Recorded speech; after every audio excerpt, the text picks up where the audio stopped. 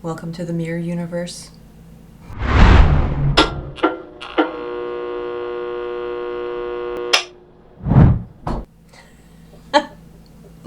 No, not really. But it's been a rough couple of years. It's been a rough decade, actually. But I am not going to wait for my life to get better. I'm going to make it better by doing the things that I like doing. And this YouTube channel has always been something I liked doing. So I'm back. For those of you who are wondering who I am and who this weird random person in your subscriptions is, you did subscribe to me. I'm her. Well, a future version of her. And I'd like to get back to doing the kinds of things she did. So, a brief intro to what I've been doing over the last couple of years is a lot of nothing. I haven't been doing any theater work. I haven't been doing any real creative work. All of my commissions have kind of gone off the rails. I just couldn't be bothered to do anything. But this is the shop outside of my garage. It's not really mine anymore. There are other people in here using stuff and moving stuff, and I haven't cleaned it, and they obviously haven't cleaned it, and nobody really cares about it anymore. But I thought maybe I'd get out here and clean it up a little bit and make it easier to use. But no. The winter really had other plans for that. The ice dams on the edge of the roof this winter were crazy. They were unmanageable to the point where I actually had to get up on the roof at one point of the house, because the house is heated, the garage is not, and use a hammer drill with a concrete attachment to try and go sideways through the ice dams and get them all off the roof. Luckily, the boss man let a coworker and friend, whose permission I don't have to put him in this video, so we'll just call him Joe, the piano-playing plumber, because as far as you know, that is neither his name nor his profession.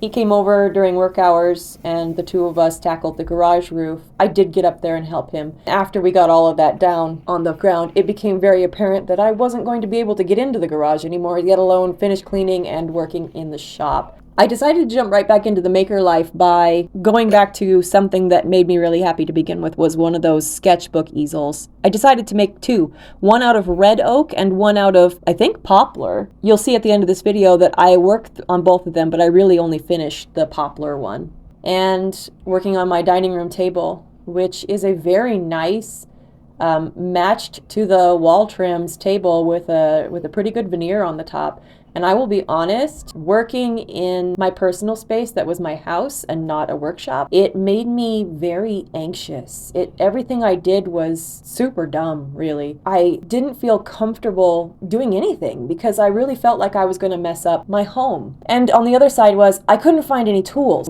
For the sake of this, I do know how to use a chisel. I just, like I said, didn't have any hammers, so creating back cuts was much more of an interesting moment.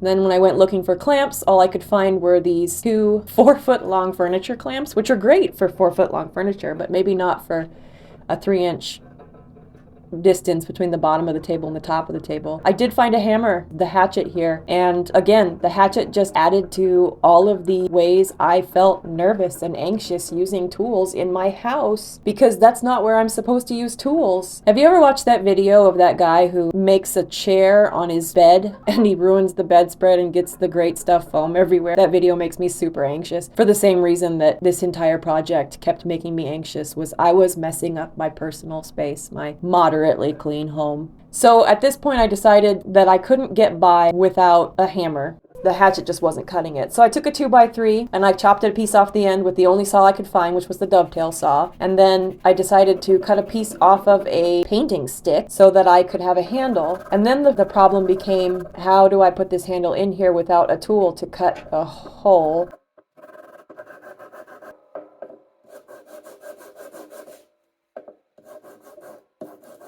I thought about attaching it to the side, thought about attaching it, then which way did I want the top to go, and then there's a silicone brush, and why, and that's my life.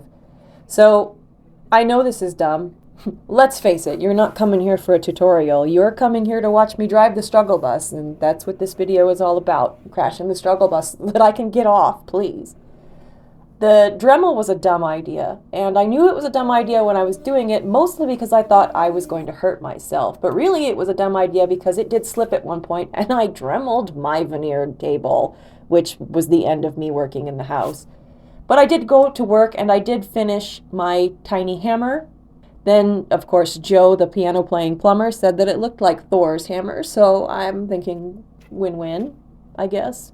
Maybe I'll make it look like Thor's hammer later in another video. Then the winter subsided enough that I could get through the front door of the shop, and I decided that I did want to clean it a little bit more and actually mostly find some of my tools, which were scattered throughout the rooms of the workshop and throughout the hay bales on the floor and everything. It was a lot of anxiety-inducing stress just trying to get this main area cleared out. I ended up focusing down and just deciding to clear the workbench area.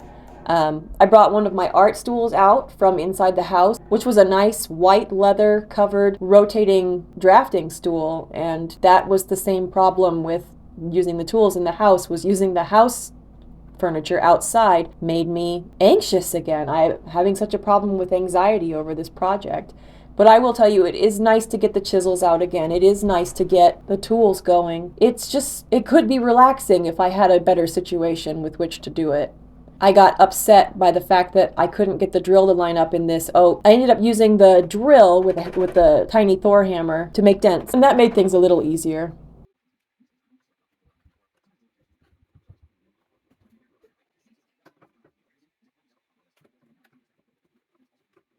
When I went back out to my workshop, I decided that I was going to use one of the old stools from the kitchen that I hated, but it was too tall, so I had to take an ADD moment and chop the legs off of it.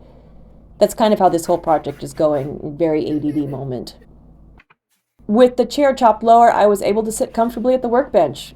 And you'll notice in the corner there that I have acquired a punch. I believe I got it from Bourbon Moth because I was watching one of their videos and I thought, boy, I need one of those. So I ordered it, and it's a lifesaver. I think I used it 20 times after that. This whole project was a lot of sanding, a lot of chiseling, a lot of adjustments. It's strangely therapeutic, and this workbench is made from an old door, and I actually find myself using the hole in where the door handle would go quite a bit as a recess in the bench. I think if I ever make a custom bench, I will put a couple like recessable holes right in the workspace area because it's just so stupidly handy. Again, I'm using oversized tools for the project, but I don't know where all the tools went, and I'm really just kind of scrounging here and trying to make I'm just getting up and doing stuff. I'm just getting out there and getting back in the habit of creating. When I was working on the oak sketch easel, I accidentally drove the center bit through it too hard and broke it in half, but nothing a little bit of wood glue can't fix. And I did find I don't remember if I found a smaller clamp or if I went out and bought a smaller clamp, but it doesn't matter at this point, it's all the same. And of course, my favorite cleanup tool for getting glue off of wood since Bunny came around is baby wipes. And I think everybody should have baby wipes in their workshop all the time because they are the absolute best thing for cleaning glue off of wood. Besides a card scraper, which obviously who knows where that would be in this mess of nonsense. I got the Poplar's T-nut in, and I got the hinges on. And then I proceeded to get this idea about having a foldable water station right on the easel. Now that I'm editing, cannot find the footage, but that's okay, because that means that you guys get to jump right to the sexy B-roll. Well, the fuzzy, slightly out of focus, jumping around B-roll, but B-roll all the same, so.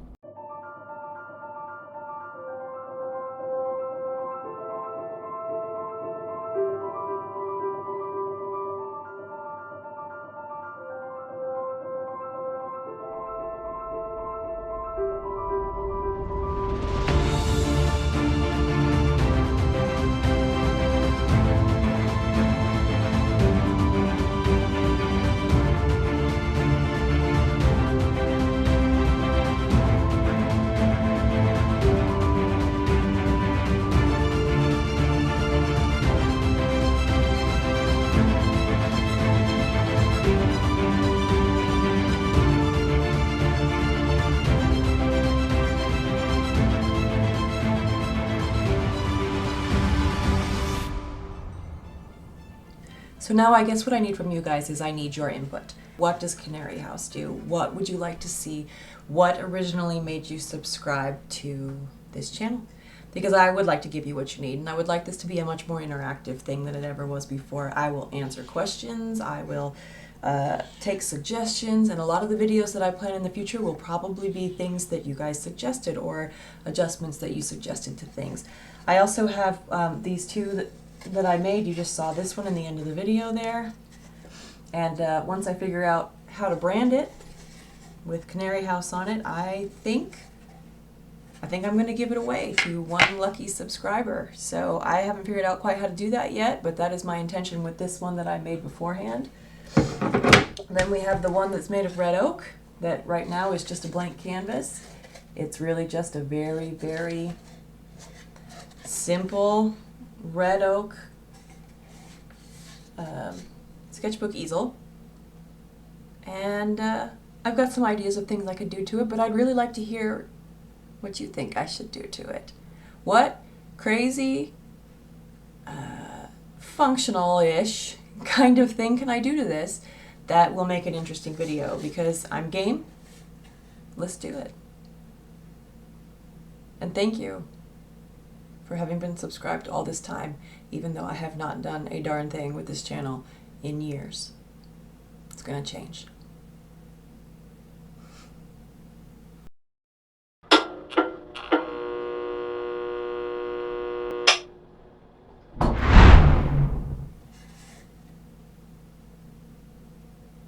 The possibilities are endless.